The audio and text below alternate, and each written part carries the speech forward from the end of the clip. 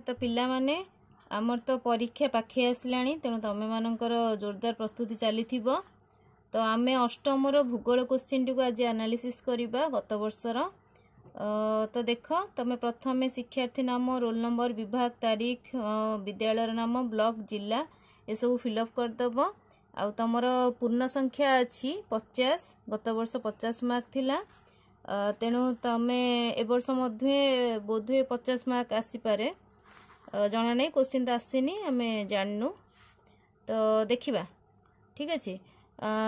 हाँ मुझा अष्टम भूगोल एनालिसिस करुच्ची आउ बहुत सब्जेक्ट मु कर देइछि ऑलरेडी तुम मैंने मो चैनल को जाइकी अन्य सब जिनस माने अन्य सब क्लास वाइज अन्य सब सब्जेक्ट रो देखि परिबो एवं जदि तमर अन्य को सब्जेक्ट रो क्वेश्चन ऊपर डाउट रहउची तो ताकू भी तमे मते कमेंट रे जणाइबो मु से क्वेश्चन भी तुम पई नै के आसीबे हैला। तो प्रथमे देखिबा हमें प्रथम एक मार्किया क्वेश्चन गुड़ाक आसे तो प्रथम 1 रु 4 नंबर पर्यंत प्रश्न गुड़िकर शून्यस्थान पूरण कर तो शून्यस्थान पूरण दब तुम 4टी तो देख गोटे देखी दूची कहीदे मु जो संबल गुड़िकर ठीक परिमाण और मान जना नाही एवं एबे सुधा व्यवहार रे लागी नाही सेगुड़ी को डैश संबल कहुए को संबल कहुए प्रच्छन्न संबल कहुए सेमिति मु कोई बेले क्वेश्चन गुड़ा पढ़ी दउची मु आंसर ऑलरेडी लिखि देइची तेणु तमे माने जूम करदेव जूम करके स्क्रीनशॉट नहीं जीवो एवं से अनुसार प्रिपेयर हबो आ मु कहूची माने आगुर भी कहिची तो गत वर्षर क्वेश्चन हेले भी मध्य ए वर्ष मध्य बहुत सारा क्वेश्चन आसी पारे से सते रिलेटेड क्वेश्चन आसी पारे। बाली और पट्टू सम परिमाण थिबा मृत्तिका को डैश माटी कहा जाए स्वर्ण तंतु रूपे डैश परिचित झोट जापान मानचेस्टर भाबे डैश सहर परिचित ओसाका हैला। तो ए वर्ष क्वेश्चन आसी नाही तेणु जना नहीं को टाइप रो क्वेश्चन मान ए टाइप रो ही आसीबो को क्वेश्चन आसीबो से सब जना नहीं। 5 रु 8 नंबर पर्यंत प्रश्न गुड़िकर 4 गोटी संभाव्य विकल्प मध्यरु ठीक उत्तरटी बाछि पार्श्वस्थ कोठरी रे ठीक चिन्ह दियो गोटे क्वेश्चन देइछि तार 4टी ऑप्शन अछि तो जो ऑप्शन टी हबो ताकू तमे टिक मारिबो पाख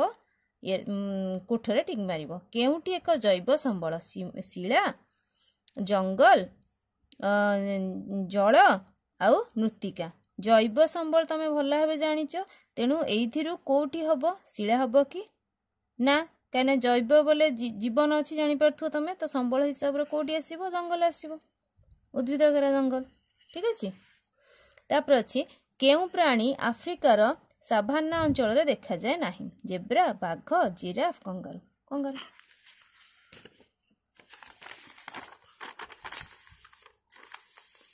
केउ स्थानटी पक्षी विहार सह संपर्कित भरतपुर पालामु बांदीपुर शिमिलीपाल तो भरतपुर। गहम उत्पादन रे युक्तराष्ट्र अमेरिकार स्थान पृथ्वी रे को स्थान रे अछि प्रथम द्वितीय तृतीय चतुर्थ द्वितीय। दुईटी मुख्य देश बा जिल्लार नाम लेख पृथ्वी रे झोट उत्पादन करुथिबा दुईटी प्रमुख देश तो दुईटी प्रमुख देशर नाम लिखिबो। ओडिशा रे कपा चाष करुथिबा दुईटी प्रमुख जिला जिला दुईटर नाम लिखिबो ए दुईटी 2 मार्क अछि ता माने इच कैरेज 1 मार्क ओके।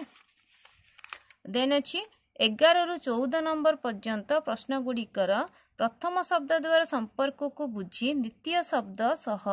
संपर्कित शब्द को शून्य स्थान रे लेख तो प्रथमे दुईटी दे देइछि शब्द देइछि तो शब्द दुईटी मध्य कौन संपर्क अच्छी ताको निर्णय करिवो तापरे तृतीय शब्द सहित कौन चतुर्थ शब्द लागिले यह ठीक हेबो सेठी भाबिकी लिखिबो हैला। जेमति देइछि तंबा स्थानीय संबल वायु को संबल हबो सर्वव्यापी संबल। गिर जातीय उद्यान सिंह काजीरंगा जातीय उद्यान कौन हेबो। मांस व्यवसाय केंद्र शिकागो कपा व्यवसाय केंद्र कौन हेबो। टाटा लौह इस्पात कारखाना व्यक्ति मालिकाना भारतीय इस्पात निगम आसीबो कौन आंसर। तापर देख तमर अछि संक्षिप्त टिप्पणी लेख प्रश्न नंबर 15 रु 17 पर्यंत 2 मार्किया ठीक अच्छे तुम मैंने समस्त स्क्रीनशॉट नहीं जीव आ प्रिपरेशन करिवो अब भिडियोटी को 2-3 थर देखिकी लिखिदेले भी हो पार। धारणीय विकास पर संक्षिप्त टिप्पणी तुम अभ्यास प्रश्न रे आसूची संक्षिप्त टिप्पणी लिखा होची से तुम देखिबो से ही पड़ुची अभ्यास रे जहाँ रहुची से ही देखिकी से ही आसीबो। परिसंस्था नदीबंध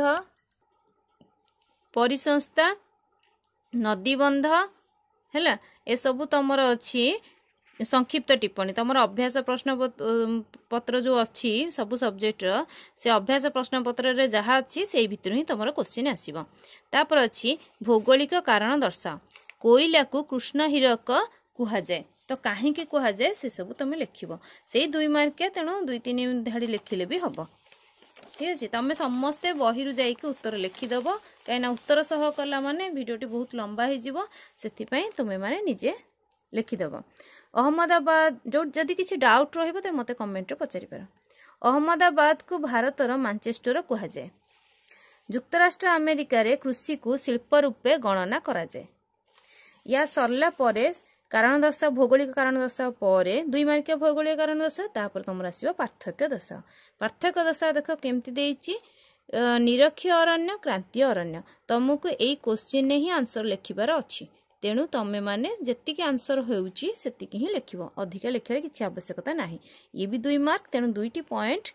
लिखि परिबो। निरक्षीय अरण्य क्या कह जाए क्रांतीय अरण्य क्या कह जाए केउ अंचल देखा जाए तो केउ देश गुड़िक देखा जाए ताहा मध्य तमे लिखि परिबो ठीक अछि।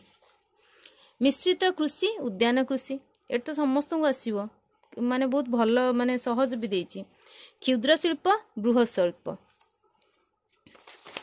ये सरला परे तमर तापर गोटे देइची मानचित्र देइची देख तो मानचित्र रे तमर देइची प्रदत्त भारत मानचित्र दियाइथिबा प्रमुख कार्पास बयन शिल्प केन्द्र गुड़िक चिन्हाओ और नाम लेख तो तार से देइची तमर ऑप्शन दे देइची 4टी तो ताकू तमे मानचित्र रे दर्शेइबो ठीक अछि। तेणु मानचित्र को तमे भल भाव टिके थरो होई जिवो हेले सुविधा हबो तुमको दर्शेया पे। तापर अछि 2 मार्किया गांगेय समतल भूमि रे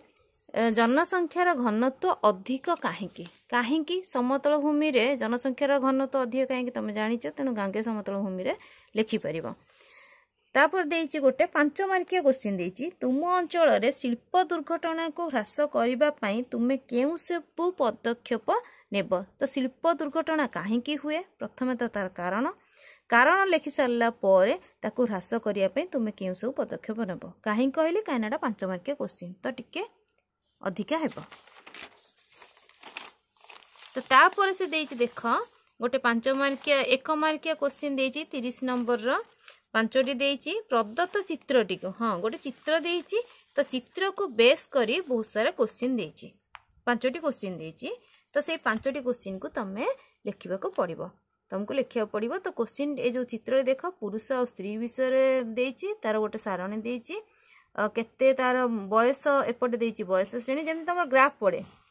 ग्राफ रे जेमति रहे तमर बार ग्राफ एका जेमति रहे एटा तमर बही रे अछि लास्ट पेज को अछि तो शतकड़ा अच्छी तो सही अनुसार बेस करके क्वेश्चन देइची ए चित्रटी को आमे कोन कहिबा उक्त चित्र रे 70 रु 74 वर्ष वयस्क श्रेणी को केउ अंश रे दर्शा जाइची 25 रु 29 वर्ष वयस्क पुरुषक संख्या प्राय केते शतकड़ा 15 रु 19 वर्ष वयस्क स्त्री लोकक जनसंख्या प्राय केते शतकड़ा ए शतकड़ा पर देई देइची तेणु तुमको तळे देई देइची तेणु तुम जानिया पे सुविधा हो। प्रशस्त निम्नांश जनसंख्या विषय रे केउ सूचना देउ अछि तेणु तुम मैंने जानी पारल क्वेश्चन टी को भल भाव जानी पारल देखिदेव समस्ते को विषय रु आसी तुम क्वेश्चन सब आसी तेणु तुम पूरा थर हो थर हेले भल भाव में कर जदि भल लगी चैनल को आउ अलग किसी जदि तुम चाहूच अन्य कोई विषय क्वेश्चन एनालिसिस करने तुम मत कमेंट जनइब आ चैनल को सब्सक्राइब करदेव तो नेक्स्ट वीडियो को तुम खुशी देखिपर।